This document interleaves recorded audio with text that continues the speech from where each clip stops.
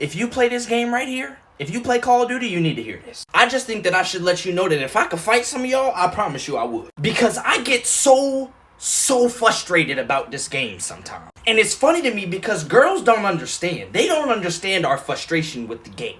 I get mad because you don't know frustration until you've stared at a door with your gun for 15 seconds, making sure nobody will come. And then as soon as you turn this way, you get shot 4 times in your back and you're dead. Like, what are the chances that you come as soon as I look away? And it happens every time. And I'm gonna say this one time for all the gamers out there. If you run around with an M4, an MP5, or a Growl and get a bunch of kills and think that you're good, you're misleading yourself. Because running around with an overpowered gun doesn't mean you're proving yourself. It just means you suck. And yes, I'm frustrated. I lost the last couple of games I played. Thank you for your time. All I care about is face, titties, booty, and your toes. Ugly guy came in, did game malicious. If I come over, better know I'm on a mission. Booty so delicious, but your toes look suspicious. Face, titties, booty, toes, damn you finger licking. Excuse me, baby girl, I seen your booty from a distance. Pleased to meet you, would you like to be one of my bitches? So I was told that the fitness gram pacer test was banned from all school use because of child cruelty.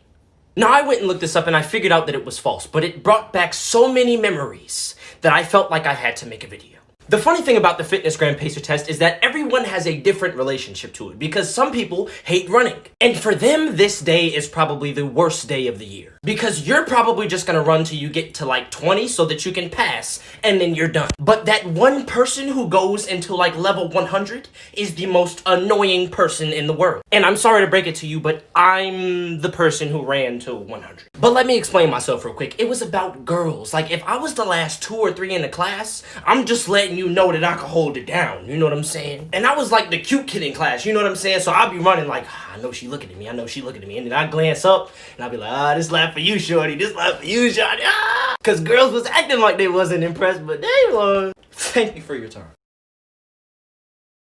You know, I'm gonna be honest. I've never understood test corrections. Because if I didn't know it during the test, what makes you think that I know it now?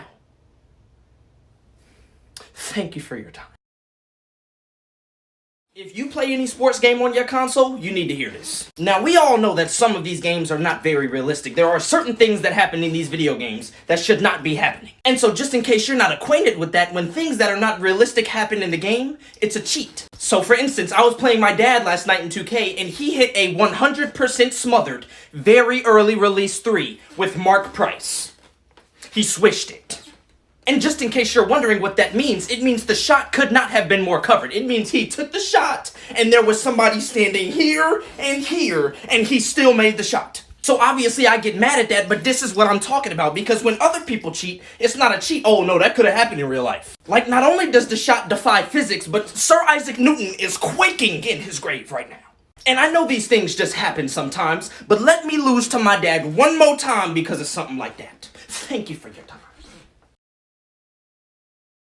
This one goes out to all my creators out there. You know, sometimes we'll go MIA for a couple of days or a week or two, and the first thing our fans will say is, why haven't you been posting? And we receive a lot of negative backlash for doing things like that. Well, for starters, content doesn't just come out of nowhere. It takes us time to think about some of our ideas, and even more time to put it in a video for you guys. And secondly, sometimes we just have things that we need to take care of in our personal lives. Some of us have jobs, some of us have issues in our personal life, and sometimes we just need a break for mental health. Which leads into my next point, that having an audience can give you a lot of pressure. Having hundreds of thousands or millions of people waiting for you to post every day can start to get to you after a while. And creators are not perfect. They're not always going to post something that you always find entertaining. And a lot of creators take it kind of hard when they receive a lot of negative backlash for things that they're making for you. Because at the end of the day, we're making content for you guys. We're trying to entertain you guys. And don't get me wrong, we love you guys, but you never know how much one caring comment can really do for a person. Thank you for your time.